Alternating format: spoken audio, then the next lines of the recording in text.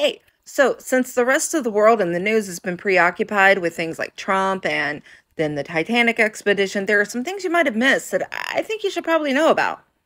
So this is probably going to be a series because there's a lot to go over, but some of this is very important, so please pay attention. Part one, let's talk about Moms for Liberty. You see, for over a year, I've been working with organizations that are fighting against Moms for Liberty, educating people that they're a freaking hate group. And we had some fantastic confirmation of these allegations just this week. Some by themselves. So first and foremost, the Southern Poverty Law Center finally listed them as an anti-government extremist organization. While technically not a hate group, they're in the same category as people as like the Oath Keepers. You know, those guys who were just convicted of seditious conspiracy? Yeah, they're buddies in the same group with them. So of course, as soon as this news broke, Moms for Liberty went on the defensives, clutched their pearls, and oh, how dare they call us a hate group? We're not a hate group. We're just concerned moms, blah. So what did they do? I wish I was making this up. They literally quoted Shitler in their newsletter. The Hamilton County, Indiana Moms for Liberty chapter quoted freaking Shitler, and right below that, they're complaining about being labeled a hate group. Side note, go to USA Today and read this article by Rex Hupke. My God, this is pure genius snarkiness. Let's show a sample. Members of the Indiana chapter of Moms for Liberty found out this week that Adolf Hitler, the German Nazi leader who oversaw the systematic murder of 6 million Jews, was a bad person. The whole article's like that. It's absolute gold. But wait, there's more. Vice News did an amazing in-depth reporting on the ties between Moms for Liberty, Proud Boys, and other hate groups.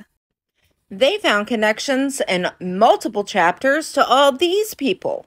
You know, the bad people.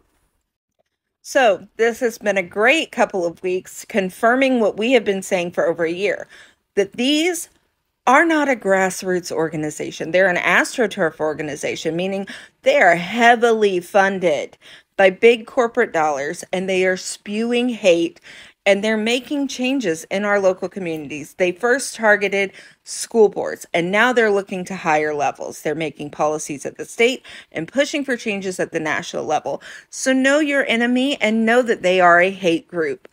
So this is just part one of things you miss. Stay tuned for part two, where I talk about how DeSantis is a dick who completely defunded things we actually need. All right, part two of stories you probably missed because the rest of the world was focused on Trump and the Titanic and other things. Let's talk about Ron DeSantis and the Florida budget for this year.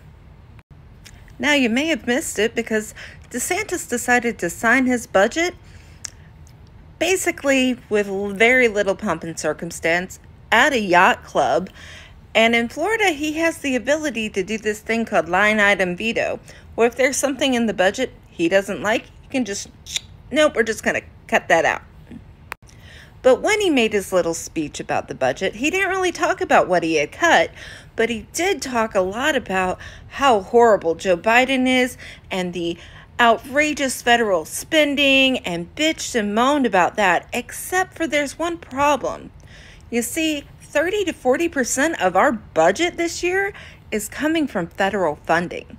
Yeah, he has no problem spending that money, but he's going to sure bitch about it to everybody and be like, see how wasteful they are, while he has literally tripled the size of our state budget, largely due to federal funding.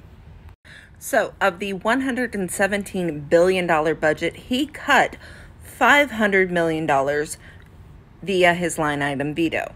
Oh, but of course he kept in money to ship more migrants from other states to other states. Anyways, and once you start looking at what he cut, which I will post a link or something, you can see the full list. You'll notice a pattern. Blue districts and cities, programs that fund diversity, equity, inclusion, those all got cut.